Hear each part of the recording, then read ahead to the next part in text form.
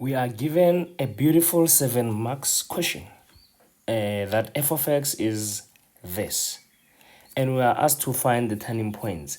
I just included the other way they can ask this. Now, sometimes they'll say stationary points. Sometimes they'll say extreme points. Sometimes they'll say maxima and minima. That just means the same as turning points. And they also want us to get the point of inflection and also to conduct the second derivative test. Okay? First, we need to find the turning points. We do this by setting the first derivative to 0. So the first derivative would be equals to x. So let's just write the heading to show that we find in turning points. Okay. So the first derivative of this equation would be 3x squared minus 4x minus 8 using that, right?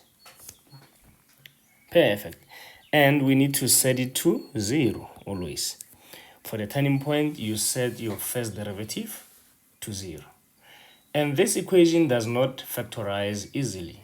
So let's use the quadratic formula. Okay?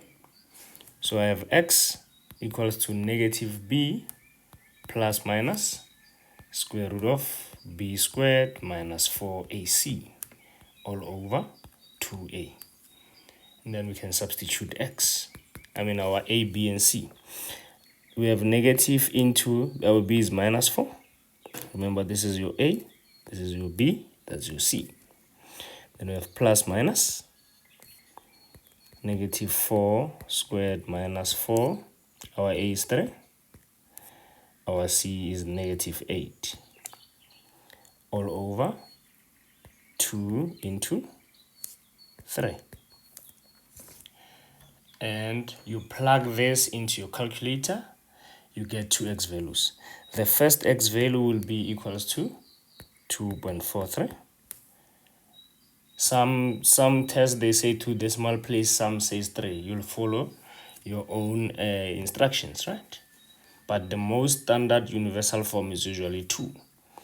And then we have x equals to negative 1.10. Right. And to get the y values, we need to substitute this x values back into the original formula. You substitute them back here into the original formula. So to get the y values, you always substitute your x values into the original f of x equation that was given to you initially, always. And doing that, you are going to get the y value of negative 16.90. If you substitute this, you get that. If you substitute this, you are going to get 5.05.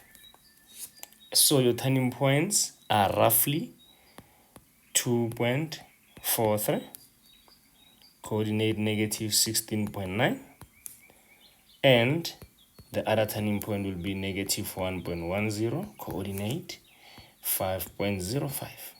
Right. Now, we're going to find the point of inflection. That is the second thing we are asked. Point of inflection.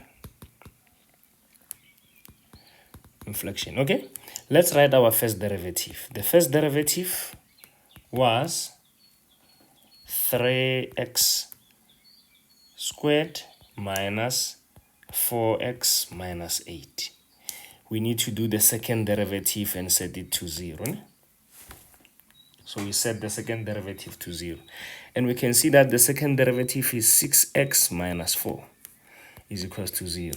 Now let's solve for x. So 6x equals to positive 4. Dividing both sides by 6 gives us x equals to 2 over 3.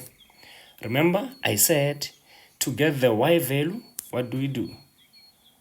We have to basically, let's see, we always, remember guys, I said to get the y value, we always sub into the original equation, right? So let's get the y value. In this case, we're going to have y is equals to, because I didn't show it here, let me just show you what to do. Ne? You take your original equation. You see we have x cubed there. So it's going to be 2 over 3 cubed. And then minus 2x squared minus 2 over 3 squared minus 8x 2 over 3. And you are going to get your y value here. And your point of inflection will be 2 over 3 coordinate this y value. You see? So for those who did not understand how I got this, I just substituted this values into here, there, and there, and then it gave me the y value of negative 16.9, and I did the same with that. Ne? So here I was just demonstrating what to do. Now, ladies and gents, let's check. Let's do second derivative test. Ne? Second derivative test. Okay. So the second derivative test is this. Take the x values and put them into the second derivative. So the first one is going to be f of x. Let's write the second derivative first. Is 6x minus 4. And then we take the x value on the turning points. We put them in. The first x value was 2.43. And putting it here, we get 6 multiplied by 2.43 minus 4. All right. And now let's see. This gives us an answer of, which is going to be a positive. Now we don't care about the value of the answer, but I can see that this will just be bigger than 0. So here we have concave up. Concave up. So concave up meaning our graph is like this.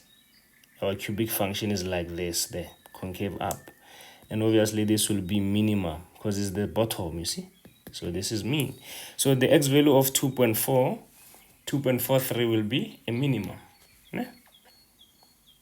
So obviously this one will be local minimum. Local minimum. This one will be a local maximum. And that is it with this video, ladies and gentlemen. Max beautifully connected. If this explanation helped you, smash that like button and subscribe for more maths breakdowns. See you in the next lesson. Tango.